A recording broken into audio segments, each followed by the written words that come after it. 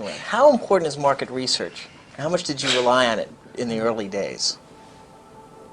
As the market got more sophisticated, it was less easy to do that. And the problem is that market research can tell you what your customers think of something you show them, or it can tell you what your customers want as an incremental improvement on what you have. But very rarely can your customers predict something that they don't even quite know they want yet. For most of Apple's history, they've kind of been run much like my 6-year-old toddler lives his life. They don't listen to anybody, and they kind of do what they want.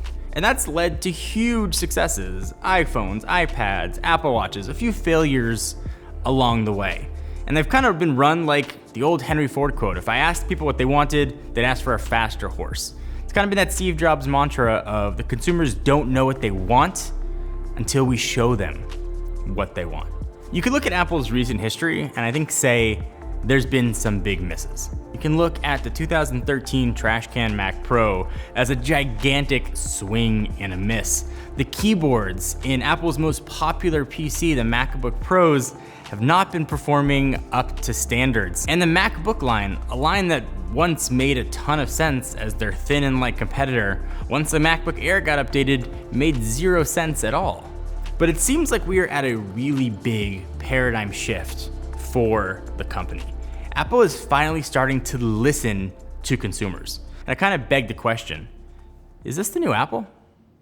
So Apple's product lines are usually pretty clear. You know what you want to get, you walk in and get it, at least in my experience. But their laptop line was a garbled mess, and it was hard to figure out which laptops were meant for who. So previous to a couple weeks ago, you had the 15-inch MacBook Pro, that made sense. 13-inch MacBook Pro, that made sense. But then you had a version of that MacBook Pro without the touch bar.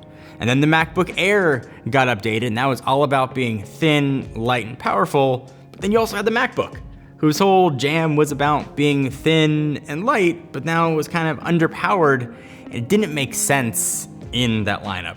And clearly Apple was listening to probably their folks trying to sell these things at the retail stores, and they simplified the lineup in a way that actually is very clear and makes sense. You've got the MacBook Pros. You want it in 15 or 13 inch. There's no more non-touch bar version. The MacBook Air is now your option if you want a thinner, lighter computer, and they killed the 12-inch MacBook line. That makes sense now. Apple listened to consumers, and they streamlined their MacBook lineup. So while the lineup makes sense, there isn't a computer for everyone, and the Apple rumor mill never seems to stop churning. A 16-inch model is supposedly incoming very soon for this holiday season. That'll be that top end, and it will usher in a new generation of keyboards for all the MacBook Pros, fixing those failure issues and, fingers crossed, hopefully start a new design language with Face ID built in. If you guys have been enjoying watching the videos, we've had a blast making them. For me, it's been a liberating experience. Be sure to hit the subscribe button and the bell notification so you know when new videos are ready for you. And the question has arisen lately, is there room for a third category of device in the middle? So the consensus on the iPad was incredible hardware, limited by software. It's pretty much running a phone OS, and that's the way it's always been. But with hardware this incredible and powerful and capable, it was funny because you started to see the limitations of the software.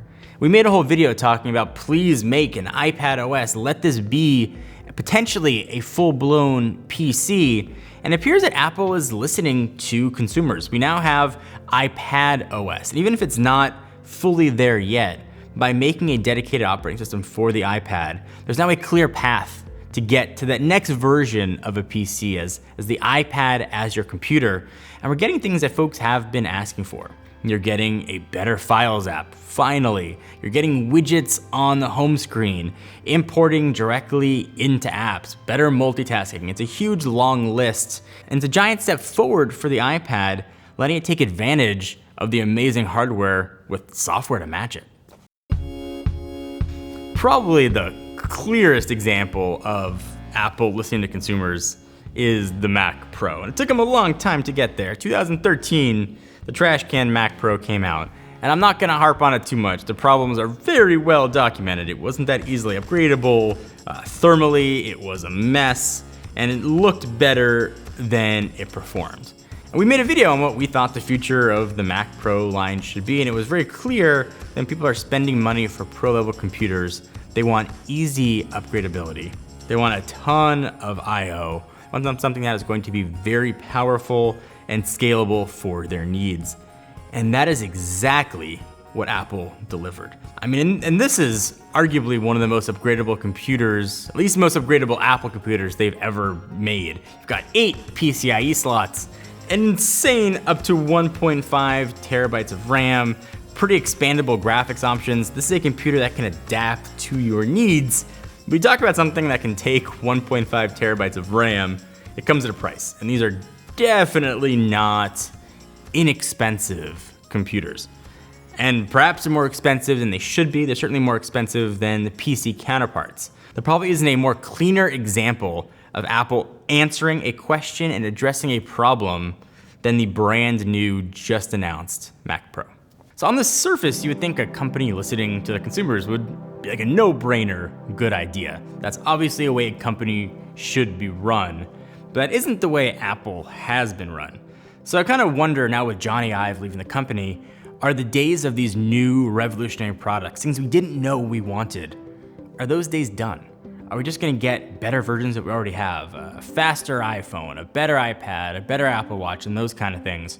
Or are we still going to see these new revolutionary products that as consumers, maybe we didn't even imagine in our heads that Apple used to deliver?